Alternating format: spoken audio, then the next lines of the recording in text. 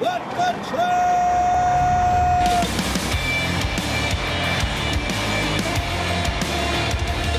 You are listening to What the Truck. Are you ready to truck it? It's time.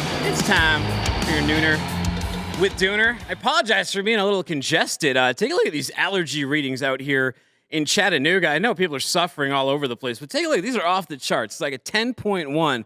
And this is what's killing me.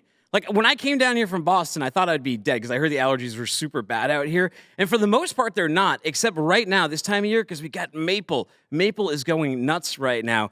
And to make matters worse, that insult to injury, like, take a look at what this is. Like, take a look at what's in your nose and what's in your eyeballs. This spiky plant sperm that is making everybody miserable. And when you look at it under a microscope, it kind of makes sense. Because my eyes are killing me. I'm on a litany of drugs. I got the Zeditor in my eyeballs. I got Flonase up the schnoz. I got 10 milligrams of Claritin down the gullet. But even before the show, like, I was back there. I'm yelling to the TV team, cut me, Mick, cut me. Because my eyes were like crusted shut, like booger crusted shut. And here they are just ripping them open so I can see and bring this show to you. So thank you guys. I appreciate it. Speaking of the show today, we got a lot happening with FreightWaves editorial director Rachel Premack. She's celebrating a 1-year anniversary. We're going to talk about this past year in chaos because some of the fruits of it, especially that trucking bloodbath, are starting to come home to roost. Also, her hatred of big ships and all that kind of stuff. Speaking of anniversaries, super trucker Justin Martin, he also is celebrating his 1-year anniversary, and to do so, he's going to be talking about the worst truck stop bathrooms in America.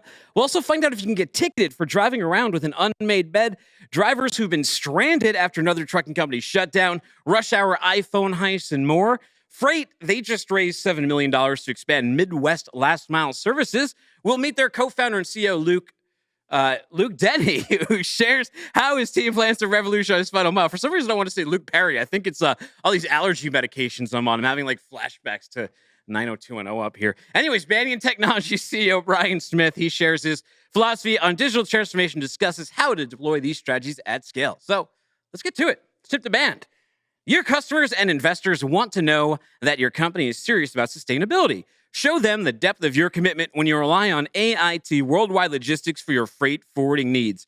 From Scope 3 carbon footprint reporting to calculating emissions at a transaction level, partnering with AIT sends a clear message to stakeholders. You mean business when it comes to sustainability.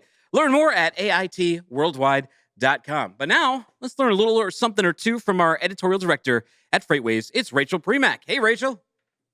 Hey, how are you? She's muted. Let's bring her up. Let's unmute the Rachel. Are you muting yourself? No. Okay, now I hear her. See, the guys in the back, Okay. They had you muted. Great. You sound great, though. Guys, don't do that to Rachel. She sounds fantastic. We need to hear her voice. Okay, I'm here. I'm sorry you have allergies, by the way. Are you a sufferer? I thought maybe I'd be able to escape this in the Northeast, but the maple is down here, too. I am usually a sufferer. I think there are just no trees in New York, so I'm totally fine. Like back home in Michigan, I would always get really bad allergies. I think I was like dying, but it turns out, oh, right, it's allergy season. I'm not dying. But no, in New York, I don't really get allergies. And I really think it's just because there are no trees here, or there's like 4 trees for every 500 people, essentially. Well, I envy you. I envy you, Rachel. But you know who I may not envy is Secretary Pete. You put out an article and you said the wonks have given him mixed reviews. My first question is, what is a wonk? The wonk is just, an expert, someone who's, in Washington,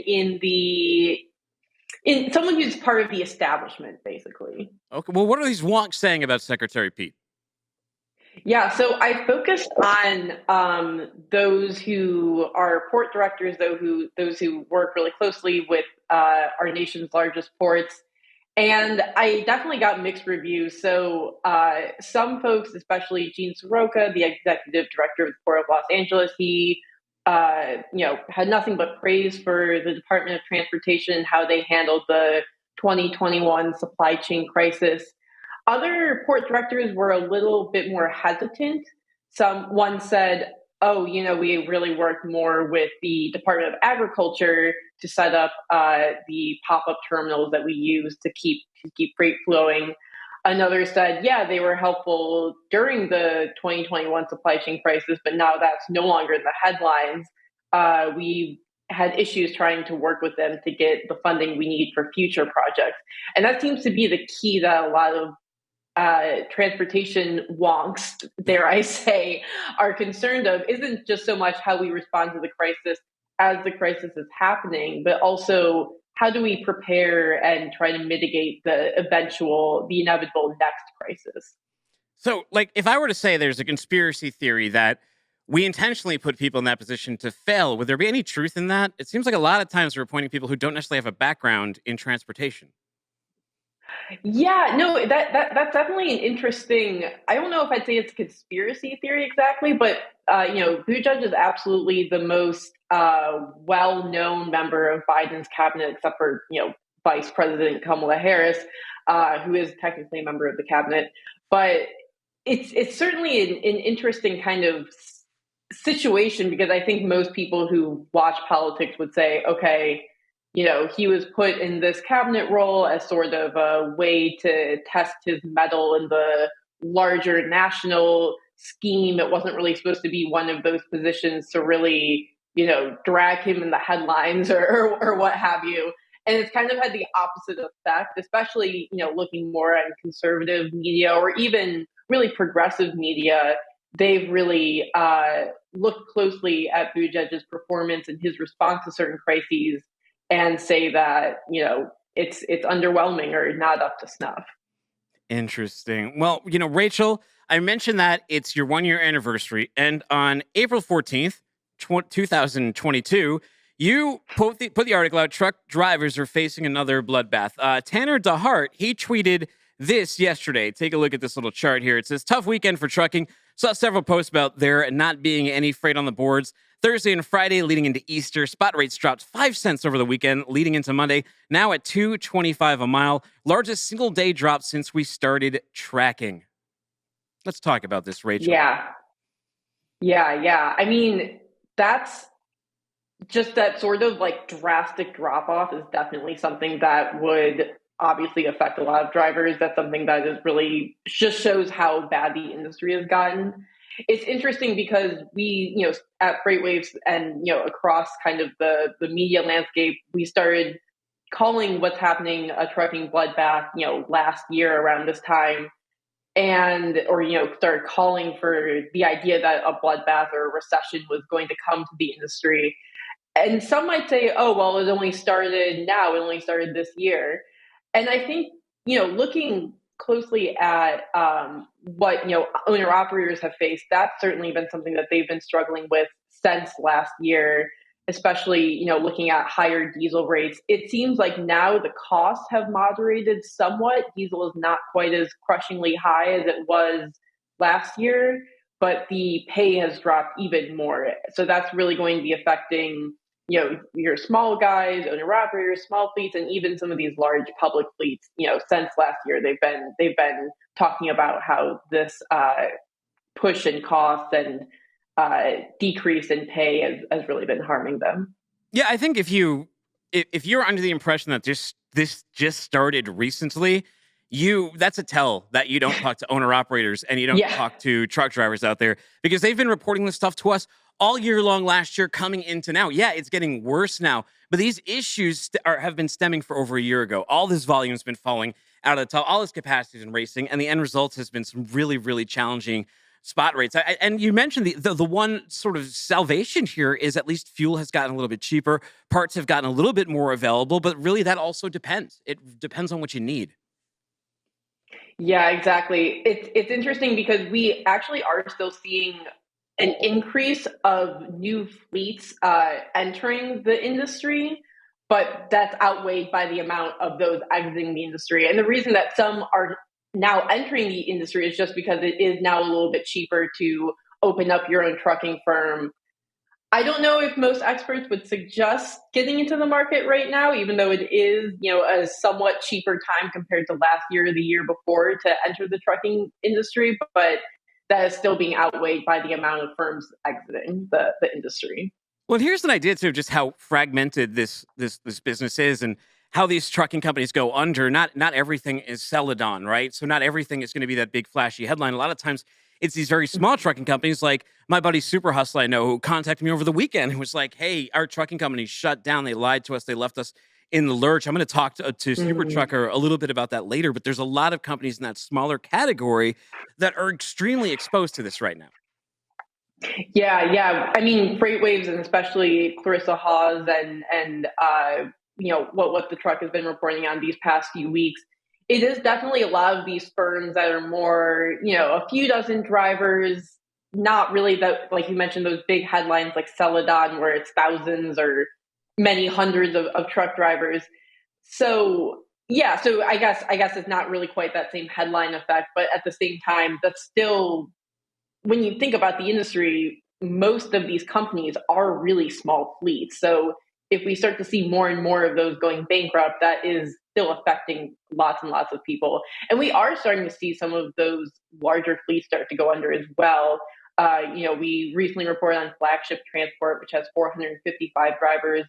They are, filing for bankruptcy. FreightWorks in North Carolina, they have 140 drivers. In the past month, they said that they are shutting down. So we are starting to see some of those larger fleets. But what's important to note is that a lot of these fleets, especially these larger mid-sized fleets, they do still have a fair amount of cash saved up from 2020, 2021, beginning of 2022 that has helped them weather a lot of this storm. But at a certain point, their cash reserves are getting drawn down. They might not be able to go on anymore. Let's talk about something you hate: big ships. The portside peeing contest has not abated. In fact, it seems like every week I see a new steamship line bragging that they have the biggest ship and it has a few more TEUs than some other 24,000 behemoth. Tell me about your hatred of big ships. Yeah, so this was one of my favorite articles I've written since joining FreightWaves. Definitely caused the splash. Got some haters off of this one, but basically the idea is that these ships, and we've seen this, in other forms of, in other industries as well. These ships are getting bigger and bigger. The ports are not increasing at the same size or at the same rate. And at a certain point, the ships are so big that it's not really economical to unload them or load them or really deal with them in any way. So it's this economies of scale thing where you think, okay, I can have the same or roughly the same crew size, the same-ish amount of fuel or a similar amount of fuel to move a 24,000 TEU ship compared to two 12,000 TEU ships. I can just do that way more effectively. And that's all true until you get to the port itself, and then you realize that no port, at least in the US, has been able to keep up with this sort of, this sort of race to make these ships bigger and bigger. I think in China and Europe that's where we're often seeing a lot of these like mega ships of like 24,000 plus TEUs. And in the US, we tend not to see those giant ships as much, but it's certainly a strange trend. And we also do see it in the rail world as well, where trains get longer and longer, and there are all these unintended issues that come up with that. So my word of caution is just to approach economies of scale with everything in moderation, including moderation, but everything in moderation. You make a point. I mean, the freight theorists out there, I remember when this topic came up, they were, it's counterintuitive maybe to some people, but they were like, hey, the 24,000 ship obviously can carry more stuff. It'd be more efficient to unload. But we know some people who actually work the ports, dock workers. So we asked them, we're like, is that true? What works better? And they said the big problem with these, and not like Port of LA can even receive those, but they're the guys we know at Port of LA were like, of the largest ones we can receive, the biggest problem is they take up extra bays, so you can bring in less ships, and it doesn't necessarily work any more efficiently or quickly. That's why they hate those. And obviously, that boat has to stay at the port longer if it's more inefficient to get it unloaded, to get it back on the water. So a lot of that planning that they were talking about doesn't necessarily come to fruition just the bigger you make it. The bigger doesn't always make it better. Now, the other issue that has kind of fallen out of the news because we have short attention spans is the rail, right? Remember, after Ohio, every day you'd see like a new train strike, and that's kind of died down. People aren't sharing that kind of stuff anymore. But what's going on with the rail? Are they getting any safer? Is Norfolk Southern just kicking the ball down the road?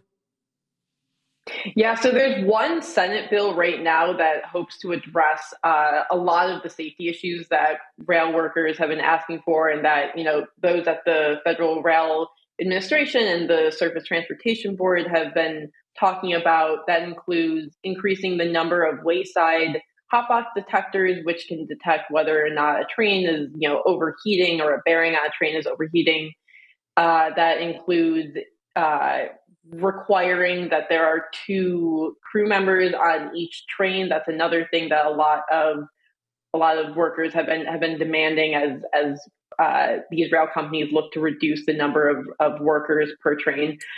The other thing is that a lot of these companies have been working with their specific unions to enshrine some of these sick day policies. So that was the big fight during the union battle last year around sick days and better quality of life measures in general. And that's something that slowly, one by one, a lot of these companies have been able to work with their specific unions to make these sick day policies part of their policies. Very cool. Well, Rachel, congratulations on 1 year. You've covered so many different sides of the supply chain. For those of you who don't follow her newsletter, go to freightwaves.com/modes, subscribe there. And she now has a show that you can catch on Thursdays. I believe it's bi-weekly, right? So twice a week? I mean, twice a month. Yeah, exactly. And even if you missed the one the week before, you can watch it the week after, and you can get it wherever you listen to podcasts. Yeah, it's relatively evergreen, even though it deals with the issues at the forefront, but they're heavy ones. They're the kind that can't get cleared out in like a couple days, right? Exactly. Couple years even. All right. Well, Rachel, thank you so much for your time. Congratulations once more. And I'm going easy on you. I'm not even giving you like trivia or stupid question because it's your birthday. Well, I mean your work birthday. I was kind of looking forward to it, but okay, fine. Next all right, I'll spin. All right, I will by demand. I will spin it. All right. I'll spin it. I hope I can read my handwriting. What's your what? I can't even read my handwriting. Hold on a second, Rachel. I'm like, what is my? Okay, Rachel. What historical event would you have loved to see in person? Oh, I don't know. It's funny because I was a history major, but I feel like most of the historical events I studied were bad. I don't know if I'd really want to witness any of them. Maybe I want to witness the Gilded Age, but not as like a normal person, as like an extremely rich person. That would be fun, to be like a lumber baron or something during the Gilded Age, or a lumber baroness, I guess. Okay. That's the first one that comes to mind. Maybe I should have skipped the question. That's good enough. It's very interesting to know about the Gilded Age. Rachel, thank you so much for your time. I appreciate it. Take care. All right, we are not in the Gilded Age. We're now in the robot age. Take a look at this. Meanwhile, these are over at MIT, by the way. They're a little bit smaller than the usual dogs you see, but you're going to see here they're a lot more frightening because they're incredibly agile. Oh, God. Look at that. Now, these don't have guns on their back yet, but like imagine this thing with a gun on its back. Or just like a camera. Remember we saw that one at the receiving facility? They were checking out truckers with these things. There's a scene coming up here too where they hide a bunch of them. Like, it's absolutely frightening. They hide a bunch of them in leaf piles, and they come springing out like they're ambushing you in the middle of an attack.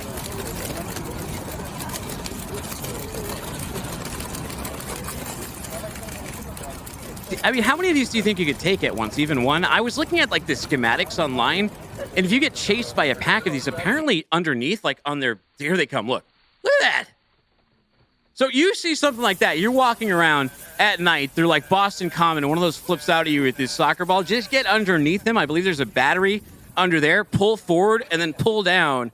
And this is probably like a federal offense telling you this, but just pull forward and pull. This is what I put on the line here. Pull forward and pull down and get away from those dogs. But not all tech is bad, and sometimes you got to go through a digital transformation. Hopefully not as scary as those dogs. So let's talk to Brian Smith, CEO at Banyan Technology, a little bit about that very subject. Brian, thanks for coming on the show. Dooner, thanks for having me. What do you think of those dogs? You have any running around the Banyan office? I don't know. No, not yet, and not looking forward to having that around. I'm with you. I don't think I want to run into a pack of those at night. So I think I'm aging out of the robot dog acceptance population here in the U.S. I'm right there with you. For those who don't know, what's Banyan? Banyan Technology. We've been around a little while and reinvented ourselves a few times. We are a data platform within the over-the-road portion of logistics. So basically, we are a conduit between shippers and 3PLs and the carriers themselves, and providing data at critical, let's say, touch points throughout the transaction process, from rating all the way through to invoicing and really end to end. And sometimes we like to describe ourselves, a lot of words around big data, and we like to say we do small data really well under the backdrop of big data. I was going to ask you that. What is your philosophy on digital transformation in supply chain? Let's start there. How do you think about it? How should we be thinking about it? Well, I think we all need to be thinking about leading edge without being bleeding edge. There's other folks out there that are really paving the way for us and path. I'm sure we all are well aware of AI, and we need to have an eye on AI. But today, while we're figuring that out, we should be very focused on business intelligence, right? And what we're all looking for is the right piece of data at the right time to be able to make that decision throughout the day. And it's everywhere from somebody negotiating with the carrier all the way down to execution at the dock level. If you really think about it, it is just down to that micro piece of data and what do I need to make the best decision at the time, right? Depending on those circumstances. And the human element is still and will be significant. And our job behind the scenes is to put that data in front of you, either on screen or through alerts, so you can react to it appropriately. Data transformation, absolutely, it's here. I hesitate to even say it's coming. We're all going to be walking around TIA, or a good number of us, and our 3PL partners next week, and it is going to be, throughout the theme of most sessions, and certainly most of the folks being there. So it's here to stay, that's for sure. You made a great point. Before you can scale or even utilize technology, you got to identify the data, right? You got to identify what you're trying to scale. How do your partners figure that out? How do they go on that journey? How do they even start?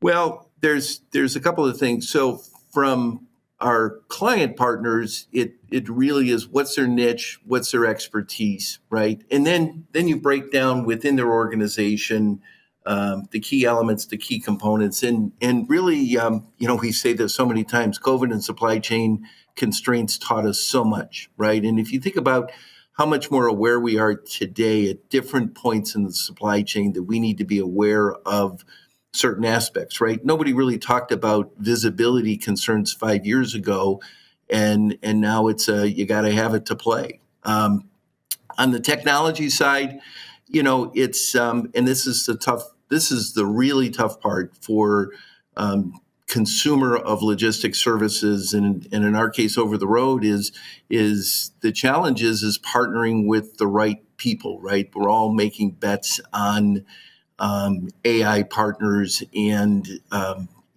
execution partners, and then back end audit partners, and that's a tough part, right? That's a tough part for manufacturers, shippers, distributors, 3PLs, is finding the right partner, the right set of partners, and so what Banyan tries to do is be that neutral component in the middle to say, hey, depending on what your needs are, we have access to multiple partners in all areas, and allow you to find the right partner, but have a central place, an ecosystem, so to speak, to connect to those partners.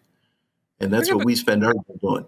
So a big temptation right now, and we're seeing everyone kind of do it, is because of the prominence of ChatGPT, is to bolt on some AI solution or bolt on some marketing AI solution to say that you're doing that. Where, in your opinion, where are we with using AI meaningfully in the supply chain? I think there's, I think marketing is for us, me included, is probably the easiest application. I think, Yeah. um, I think we're going to get a lot smarter over the next 3 to 5 years in the difference between BI and AI.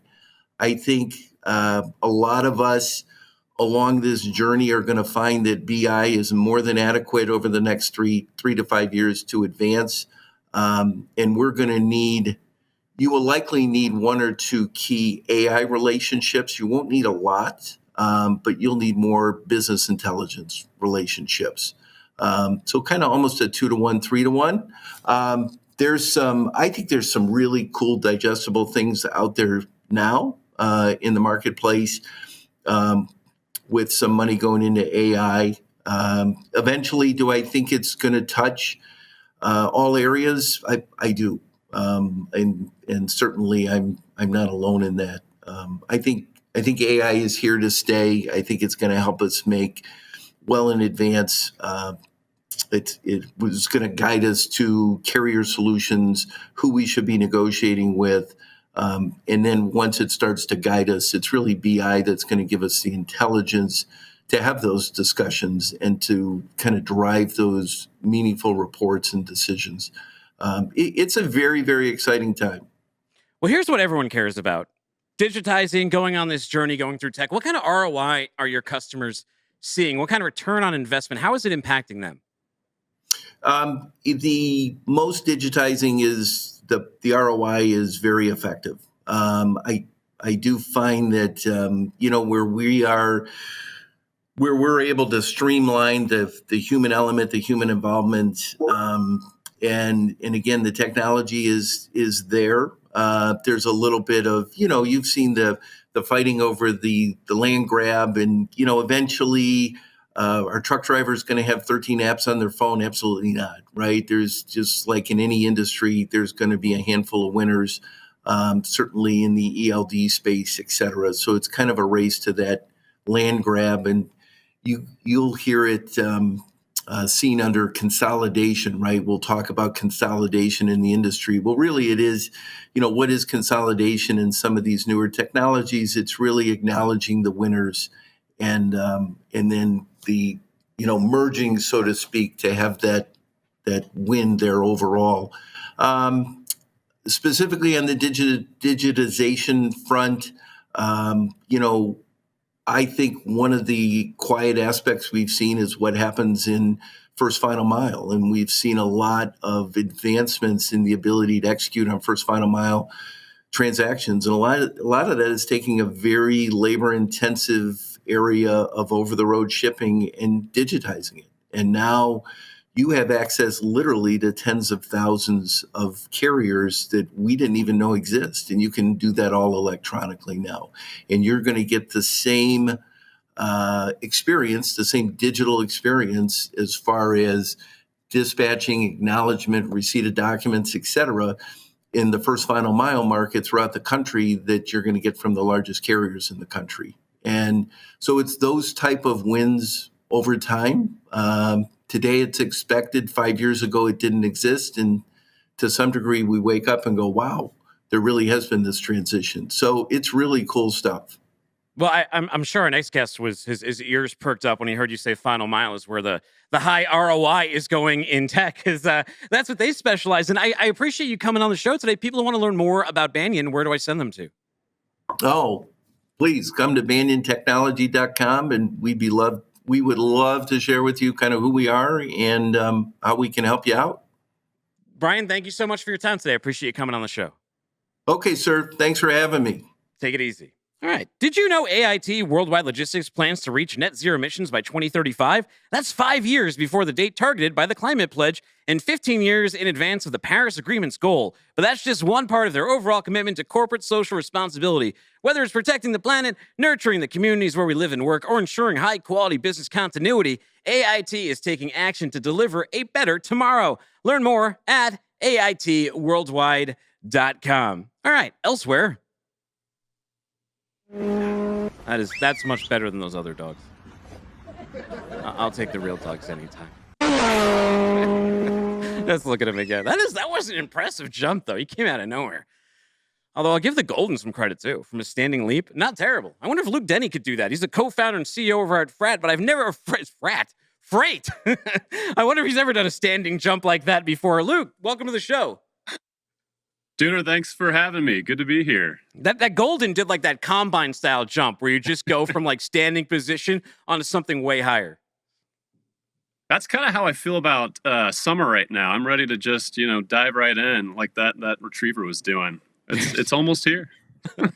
Well, hey, I kind of gave a little hint towards what you guys are all about, but you're in the final mile sector. But for those who don't know, and even, it's funny. It's like when someone gets like the Oscar or the Grammy for Best New Artist, but they've really been playing like, the clubs and they've been out there for years. Like you've been around for 6 years, but you just had a big raise and now your name is back out there. So people who may not know, what's Freight? Yeah, thanks for the intro. So Freight is a Uber of delivery, if you will. So we're a marketplace platform where we have shippers on the one side and then thousands of drivers on the other side. So we currently have upwards of 15,000 owner-operator drivers across the United States in about 32 major markets today, all with vehicles anywhere from a small sedan all the way up to a 26-foot box truck. And they do deliveries anything from tires to paint to consumer goods to flooring. And the specialty of our marketplace is that it's very high tech. And so we can provide access to drivers very quickly. Typically, our average acceptance time is about 1 minute. And it's all about empowering ownership with these drivers. So that, again, they're all owner operators. We have direct relationships with every one. And it's all about empowering these entrepreneurial type spirited drivers to build their own business. And we do that today with our marketplace. Well, how about yourself? So 6 years ago, your entrepreneurial spirit got ignited and this idea came to your head and you said, I got to go and do this. Take me back. Tell me the story. Yeah, so I got to give credit to one of my co-founders. It was a story of where, it was a classic. They're trying to get new carpet in their house. And the store has the carpet available, but they can't get the delivery done until the end of the week. And so, he's there going, look, I know there's Sprinter van drivers out there that have extra capacity, that if there's some way I could create a three-way tier here, we could make this happen where I can get my carpet today. That driver can get work, and that business gets an Amazonian type effect through my platform. So that was where it was birthed. And we started by doing it specifically with cargo and Sprinter vans. That was kind of our niche coming into this. And since we expanded into all vehicle types and into, quite a few different markets. But that was how the idea birthed. Well, how did you grow it? Because that's how did you convince people to jump on this new platform? And I'm sure everyone's had this trouble. And there's so many times I talk to freight tech founders and freight founders, and it usually comes because of some inconvenience they had in their life, and they're like, there has to be a better way. Well, Amazon's done a great job in basically trailblazing, the experience that we all want. And that has gone, away from just consumers in general into all different aspects of businesses, whether it's things like store-to-store transfers and allowing retailers to keep their inventory light, whether it's for, construction companies or pro contractors with their teams out in the field that need parts or additional material or equipment quickly. We can provide that by getting them that part of that equipment within half an hour to an hour. So it's all about speed to value. And it's been a slow adoption. COVID definitely helped with some of that, but there's a lot of adoption that's still being done. And it's our job just to show how we can provide this Amazon type effect into all areas of different businesses. So, it's no secret that this hasn't been the easiest environment, especially in venture capital, yet you're out here, you're announcing that you raised $7 million. What's it like raising funding in this environment, and how did you go about raising funding? It's never been easy for us. Whether it was, back in the summer of 2022, whether it was, 2 years ago, it's always been a challenge raising funds and convincing VCs that we have a model that's built to last, and it's going to be, one of the brands that surfaces to the top. What we were able to do is provide unit economics over time that were attractive, because as everybody has seen, the VC era has shifted from a grow at all costs model to really emphasizing sustainability and profitability. And that's something that we focused on early, so that by the time this focus shifted and VCs were looking for long-term type brands, we offered that. So that was part of what got us, our deal last year that we just announced here this week. But the other component too is we are working on new products, and we've got a new product that I can't go into it in super detail. We haven't done a release for it yet, and it's still in the works. But we're basically trying to empower drivers to serve the small business local delivery arena with a direct platform. It's probably a good thing to see some of these values get a little measured in that whole idea, especially in freight tech, of like unicorning at all cost, at all reason. But it probably is going to leave some of these companies in a bad place. So getting a more sensible value, I would feel much more comfortable with a sensible valuation in 2023 than, like, for example, if I just raised in 22 or 21 at maybe like 5 times, 7 times, 20 times multiple, where you're just not going to be able to get a buck back. So what do you do with the money now? How do you scale this business, and how do you scale your partners? Yeah, and even to your point, even being able to tell some of our customers and partners, we're not going anywhere. We're here for the long run. It's just giving them more surety, that we've got something that's built to last. So to answer your question, we're using the money to build out our development team, because we need to enhance our current product, and we are building some brand new products that we're very excited about. So we've basically doubled our development team since January. Additionally, I've had the pleasure of bringing on some leadership team members, and today we're actually having our leadership kickoff week and getting them ramped up. And we've got a VP of sales, a VP of marketing, VP of partnerships, and we're going to go at it. We're going to show this market that freight's here. You have any like unique hazing rituals or something that you plan to do during this bonding experience? No, I did put the paddles away for this week. But. Probably a good idea. It's harder to get away with that stuff in 2023. Well, what's the hardest problem to solve in your space? What is your white whale? For us, I truly believe it's about building a quality driver network. And I think to do that, it's all about empowering these drivers to where, the drivers want to come to you versus you having to go out and find them. And part of the ways we've been doing that is trying to stick with a focus in verticals that we know what drivers will drive for at the right price points, and also empowering them with features that are also hard to find out there. For example, we pay our drivers out within 12 hours. So there's no additional pay to them. Once they finish the delivery, they get their settlement paid out to their wallet within 12 hours after completing that delivery. And that's attractive, especially for drivers out there where, access to their funds quickly is attractive. So we do a lot of things based around the quality of our driver network, because in our minds, having the best network will provide the best product and value to our partners and customers. Makes a lot of sense. Luke, where do people go to learn more if they want to give your app a try, they want to plug into your network?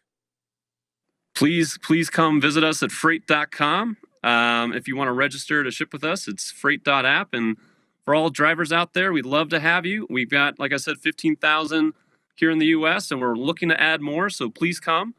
That's where you can find us. Well, hey, Luke, best of luck to you and the team. Best of luck on your bonding, your team leadership bonding experience this week, and go kick some ass out there. Thanks for stopping by. Appreciate it. Dooner, thanks for having me on. Thanks so much. Take care. All right, everybody. Time to rate a little strap work. Let's see what we got today. Ooh, my little boys used to have a little car like that. It didn't make it all the way from Massachusetts down here to down here to Tennessee. But David Newell says, starting at 10 and deducting 2 points for each missing corner, 4, plus a ticket for improper load securement. Aaron Alte says, what's that guy doing with my son's car? The logistics inbox gives it a 4 out of 10.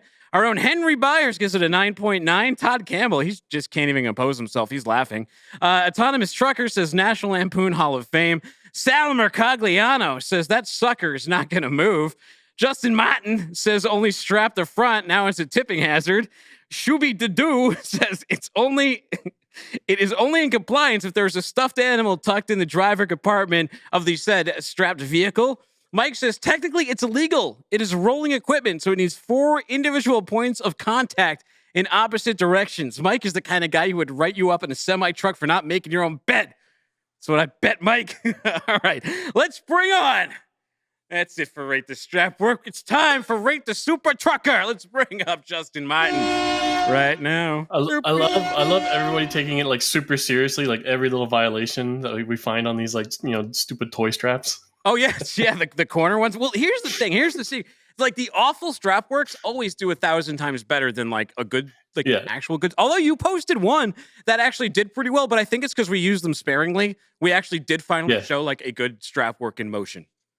There's some diamonds in the rough out there.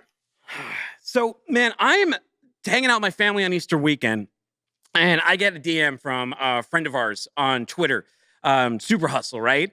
And he says. And this is a private DM, so I don't want to read exactly what he wrote. But basically, it was like, "Hey, we're in a bad way.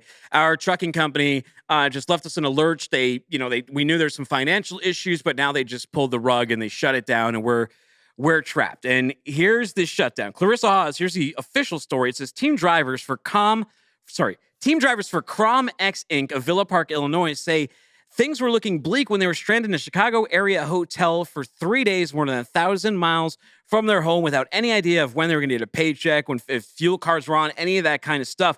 Fortunately, Truckers Emergency Assistance Responders, that's TIER, helped this family out, this father and son team, to get back home. They've got a combined 24 years of driving experience, but they're also out about $3,000. Turns out this company, as according to last year, they had 15 power units and 16 drivers, but it looks like they've had a ton of inspections over the past 20 months. They had about 20 inspections.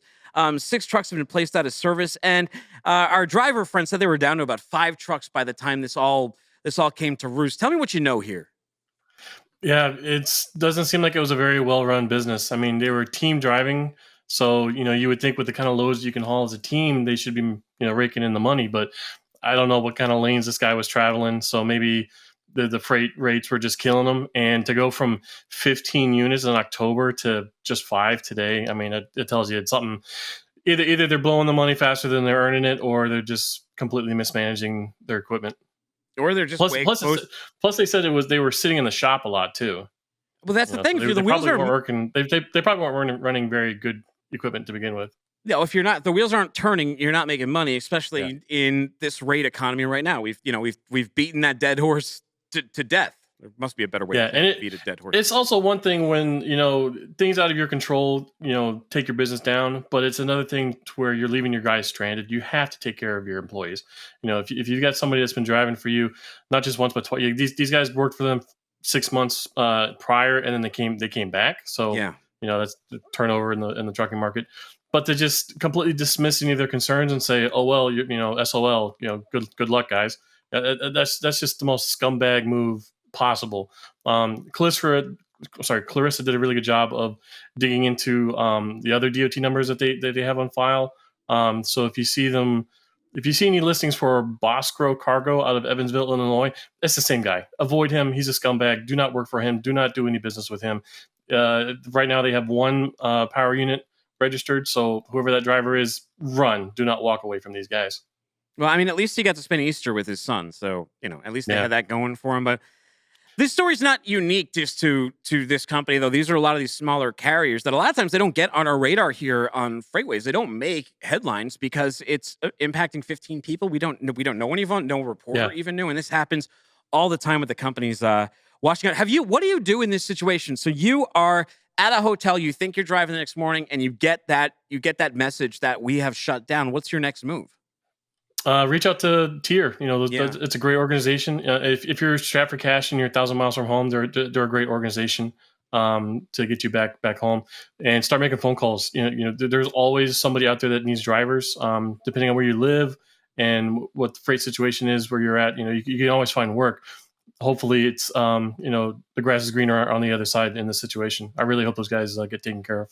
What about your equipment? What do you do with the truck? You just throw the keys inside and lock the door and walk away? Yeah, well, yeah, because it sounds like they were stuck in the hotel and the guy wasn't going to do them any favors. So, yeah, you leave me out to dry. Here's your truck. Good luck.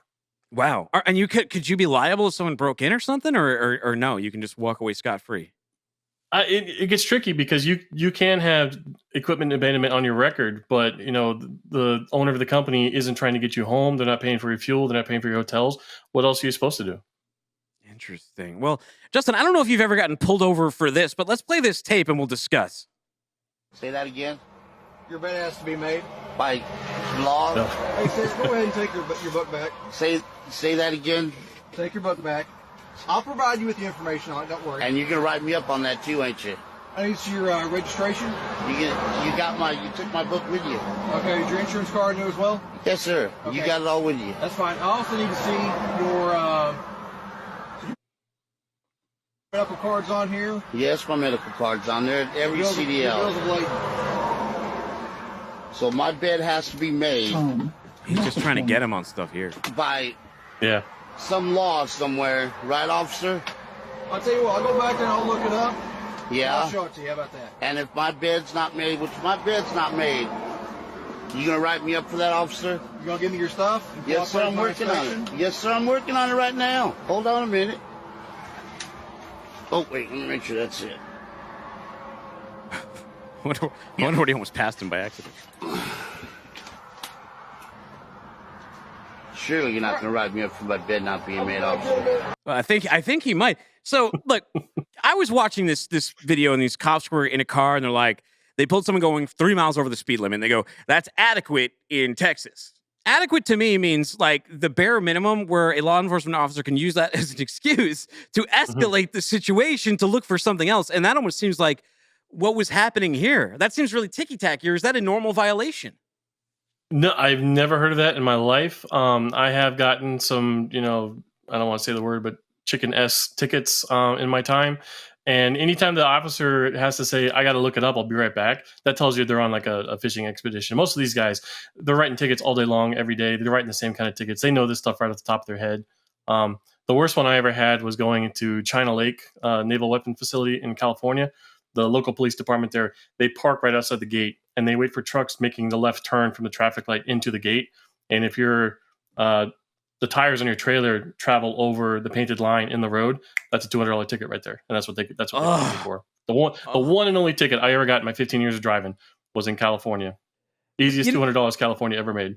Well, let's see here. Look, it sounds ticky-tacky, but is there anything on the books? Michael Fitzgerald, safety first always, he said he was looking through it. There is an FMCSA regulation 393.76 sleeper berth said equipment. A sleeper berth must be properly equipped for sleeping, must include bedcloth and blankets, spring mattress, inner spring, foam mattress. Mattress must be filled out with fluid or sufficient thickness. But this all seems like this is so like a carrier can't send a driver out without a bed if it's your own truck. This is you can't is the police protecting you from yourself if you have a crappy sleeping situation? No, and most guys, if you're driving for another carrier and it's someone else's truck, a lot of guys use sleeping bags. Most guys don't keep like a bed sheet and everything on there unless it's their regular truck. So all that regulation is describing is what kind of equipment needs to be in the truck. It doesn't say anything about it needing to be made. It doesn't say what. Another rumor we heard was like the bed sheets had to be white, for any stupid reason. But no, it's literally just it needs a bed, it needs sheets. And that seems like clearly to keep the owner of a truck who's having someone else drive it comfortable. Mm-hmm. They have to just like prisons have to provide a bare minimum bed. The prison of your truck cab has to provide at least this bare minimum under regulation. Didn't even say it needs air conditioning. Just says it needs a bed with a mattress. Didn't. And it's not even like that great of a mattress. They don't even have brand names or nothing. They're just like something here. Well, sometimes you got to stop in the restroom and sometimes they're weirder than others. Like you ever been in one like this one with a teddy bear sitting out in the lounge? That is weird. Most of your restrooms, like your public restrooms, it's all hard surfaces, so it's like easy to clean, and like the smells don't linger. Yeah. So it looks fairly clean, kudos. So, but it looks like some grandma's bathroom. It doesn't look like other than like the commercial toilet paper. You wouldn't know that that's like a truck stop bathroom. You ever see this? You ever see the movie Gummo? Gummo, no. I believe it's Larry, like the director who did Kids, Larry Clark. He made all these weird movies, or maybe that was Rennie Harlan. Either it was one of those directors who's making weird movies in the 90s, but it was this movie called Gummo. And in the movie Gummo, there's this kid eating spaghetti in a bathtub, and it's just like the grossest thing. There's certain things that you cannot do in a bathroom, like eat food while on the toilet or in the bathtub, and even like a giant stuffed animal. It's like the Velveteen Rabbit, except instead of smallpox, it's got poo pox all over it. Yeah. No. That's horrific. Well, some people here said it reminds me of the U-Line warehouse in Pleasant Prairie, Wisconsin, that has nothing in the guard shack but a mannequin wearing one of their uniforms. That sounds a little frightening. Someone else here says that's the corporate headquarters. None of the other warehouses have it. Oh, so I guess you miss out. He said if you're there next time, check out the 2 walking paths all around that complex. There's bronze animal sculptures all over. There's also a full-size moose and bear by the woods. Then here's there. Went to a nowhere mom and pop truck stop in Iowa late at night around Halloween. Was focused on the turn and GPS leading me there. Get there and no one is there but me. Here's the kicker. The diesel sign had the last 3 letters on diesel not lit up. I stayed there for a little bit as dye flickered back and forth. That's some pretty good imagery. The weirdest bathroom I ever saw, I was in a small mom and pop truck stop in California up near like Wairika or Weed, I think. It was right off of I-5. And there was a bathtub in the restroom there, and they had a mannequin all dolled up in the bathtub. And I was just like, this is the weirdest thing I've ever seen in my life. I think at one time there was supposed to be like a pressure plate somewhere so that if you stepped on it, the mannequin would like jump up and scare people, but they got rid of it. Well, I don't know if these are scary, but these are what some users said were the worst ones. This guy said, worst truck stop I've ever been to had to be the TA in Bordentown, New Jersey. The TA is always a complete madhouse with drivers constantly tossing out their bags full of literal S&P bottles in the middle of the parking lot. Bathroom is always disgusting. The people who work there are rude. This guy says the pilot in Richfield, Ohio, the place was literally designed by a 3-year-old or someone who has no idea what they're doing. I hope they demolish it one of these days. BKDB doesn't like the pilot in Murfreesboro, Tennessee. She just says, Jesus F., what a cluster. And Caswell says, worst truck has to be the pilot. Oh, same person. 2 people hate this one. It says, who makes a paid reserve spots a blind side back? I'm surprised nobody mentioned the TA in Gary, Indiana. That one was always a dump. Yeah, these places have to be run like the military. You can tell within 5 minutes going somewhere whether it's run really well or not. If management is up to the task and they keep everything nice and clean, it's a lot easier to maintain. But once you let it slide, it's really hard to reverse that trend. The most interesting encounter I've had in a bathroom was at an A&W in Baker, California, home to the world's largest thermometer. Some guy's buddy was like in the toilet taking a dump, and his buddy like jump kicked the side wall of the stall that he was in, and it all collapsed. It just all collapsed. This dude, it was almost like a cartoon, walking away with the newspaper in front of his crotch. But speaking of roadside art, they got the world's largest thermometer here, but over in, where is this? The Talus Dome. Where the hell is the Talus Dome located? In Canada. The Talus Dome in Canada. Some guy came across this thing and got trapped inside. Take a look at this video. So this is weird. Out for a run. I see this commotion with the firefighters, flashing lights. I pull up, couldn't believe it. Some dude is stuck inside the Talus balls. Look at this. How did he even get in? I guess he climbed in through the top. He squeezed in through some of the balls there. The balls on that guy, and he couldn't get back out. There's another video of him banging on it. You can tell they're hollow, so I wonder how much the whole thing weighs. I don't know. I wonder what he was trying to do in there. Probably just on some drugs or something. There was a guy, we did a story about a year ago about a guy his cell phone fell inside of a Stegosaurus sculpture. And he went into the leg to get it, and he fell inside the leg. And then they found him dead, 4 days later, entombed. Oh, no. Inside the, inside that thing. Probably the one time in history that dinosaurs actually killed a person. But you don't think, oh, well. Yeah, there probably weren't many cavemen and dinosaurs around. Hey, before we send you home, What the Truck is on TikTok. In case you didn't know, take a look at this. We got a ton of followers over there. It's FW What the Truck on there. You're going to find original TikToks and some show clips. We just had one on rates that people really like. That did what, 300 and 80,000. Getting the information to the people. Justin runs that thing. Go to FW What the Truck to pick up a copy of, or pick up a copy. I don't know. Subscribe. That's what you do. Subscribe. We're at 18,001 now. So. Oh yeah, it's been grooving and cruising. What are you up to next, Justin? Where are you off to? Or TikTok? We'll cover more of these bankruptcies. More and more people are reaching out to us. All these companies, in trouble right now. So, word's getting out. Word is getting out. It's getting tough out there. Well, everyone, thank you for joining us on What the Truck today. We'll be back Friday at noon Eastern Time. You can catch the show on demand whenever you want by looking up What the Truck wherever you get your podcast, or on FreightWaves YouTube channel. You can watch us in HD. Just look up FreightWaves YouTube, find What the Truck on there. Download the FreightWaves TV app. Follow us on Twitter at FW What the Truck, or me at Timothy Dooner. Take care. Don't be a stranger.